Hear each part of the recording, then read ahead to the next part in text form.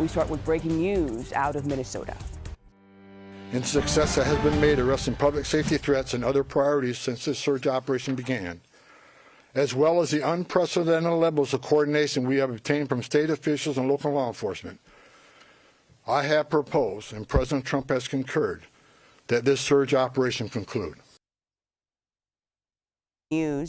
Breaking news out of Minneapolis this morning. President Trump is ending his immigration crackdown in the Twin Cities. Border czar Tom Homan shared that news in a news conference just a few hours ago, and it comes after the administration faced intense scrutiny over immigration operations in the city and after the deaths of 2 U.S. citizens. We're talking about Renee Good and Alex Preddy.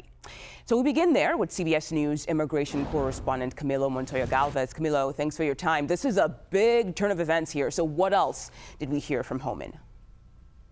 Well, look, Mugo, good morning. The Trump administration's massive federal immigration operation in Minneapolis that triggered global and domestic headlines across the country and again globally is coming to an end. That is according to Trump administration border czar Tom Homan, who was saying that that massive federal force that at one point stood at 3,000 ICE and Border Patrol agents, the largest deployment in Department of Homeland Security history, is no longer needed because of increased cooperation between officials at the state, county, and local level with Immigration and Customs Enforcement, ICE, and also Border Patrol. That is the justification that Homan is citing. He also said that the number of instances of agitators, or people he calls agitators, interfering with ICE's work has also gone down, that there has been a significant reduction in those incidents. And because of that, he says that force is no longer needed.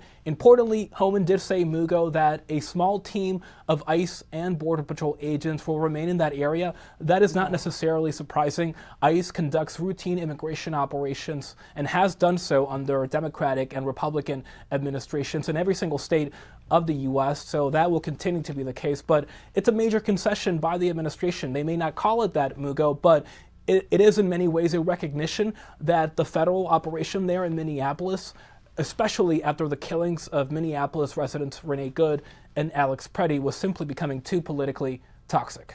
Okay, so Camilo, as you said, there some federal agents will remain in the city, but how long will it take for all the others to officially leave? Well, Homan actually said that they should be leaving and departing that area and going back to their respective sectors, maybe along the U.S.-Mexico border or other major cities across the U.S. over the next week or so. Let's take a listen to what else he said. A significant drawdown has already been underway this week and will continue to the next week. We have a lot of work to do across this country to remove public safety risk who shouldn't even be in this country, and to deliver on President Trump's promise for strong border security and mass deportation. Law enforcement officers drawing down from this surge operation will either return to their duty stations or be assigned elsewhere to achieve just that. Now, Mugo, the critical open question is whether the Trump administration will now seek to expand that crackdown on illegal immigration to another major U.S. city or another state across the country. The administration has certainly not said that it will draw down that nationwide mass deportation campaign. Yeah, we'll wait and see. Camilo Montoya-Galvez, thank you so much.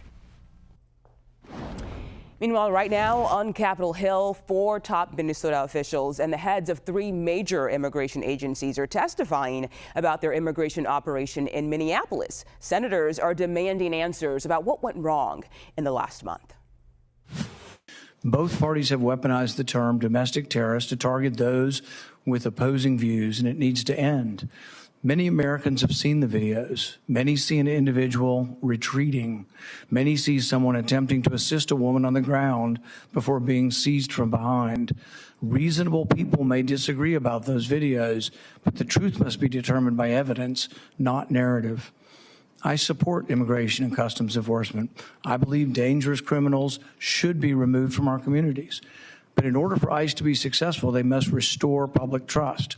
We must acknowledge when federal agents are placed in chaotic crowd control situations that the risk of tragedy increases. In the aftermath of the horrific shooting deaths of Renee Good and Alex Preddy at the hands of DHS officers, Secretary Noem and other officials rushed to smear to smear two citizens exercising their First Amendment rights as violent threats and as domestic terrorists.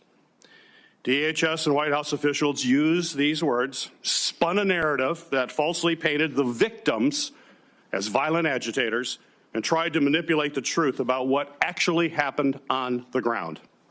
And they did this despite the fact that there were multiple videos that have allowed all of us to see with our own eyes, what actually happened. All right, let's go live to Capitol Hill and CBS News congressional correspondent Caitlin Huey-Burns. Caitlin, good to see you today. See, we have seen and heard hearings like this before. What exactly makes this one different? Well, Mugo, what makes this one different is that we are hearing from Minnesota officials, people who have been on the ground, and that was by design. Chairman Rand Paul, the Republican from Kentucky, who you just heard there, who chairs this committee, wanted, in his words, to see and hear both sides. So we're hearing from the Attorney General of Minnesota, the Corrections Commissioner, along with two Republican lawmakers, one from a member of Congress and one from the state legislature. Later on this afternoon, we're going to hear from the top Trump administration officials dealing with immigration. So the head of ICE, for example, the head of CBP. We heard, as you and I talked about a couple of days ago, from those officials earlier this week in a House committee setting. But today will likely be a little bit different because of the people asking the questions. Rand Paul has been, as you've heard him say, very interested in getting both sides and also drilling down on what exactly happened. So there could be greater calls for accountability. We saw on the House side, it really fell along partisan lines, so we'll see what happens in this iteration. There have been notable exchanges already, Mugo, including a very vigorous back and forth between Republican Senator Josh Hawley and Attorney General of Minnesota Keith Ellison over the fraud that happened in Minnesota. And of course, Ellison's office has come under greater scrutiny for overseeing that fraud.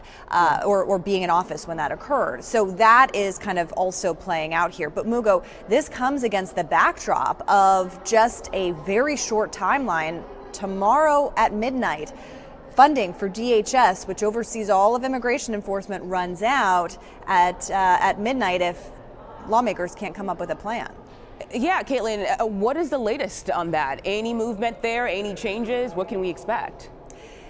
Well, there is some movement, but I don't expect that we'll get to a conclusion really in time. Here, let me walk you through it. Last night, the White House submitted in writing a legislative proposal that they are offering in counter to Democrats.